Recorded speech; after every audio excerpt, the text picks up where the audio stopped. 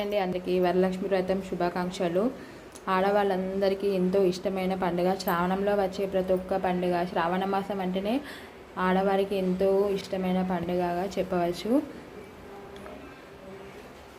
అందరికీ అమ్మవారి ఆశీస్సులు ఉండాలని మనస్ఫూర్తిగా కోరుకుంటున్నామండి.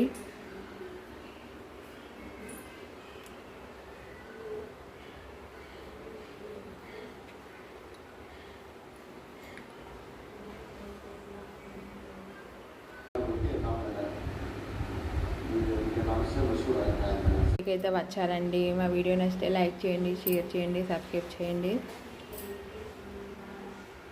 అమ్మ అనుగ్రహం లేనిది మనం ఏ పని అయితే చేయలేము. అమ్మ అనుగ్రహంతోనే అన్ని పనులు జరుగుతాయి.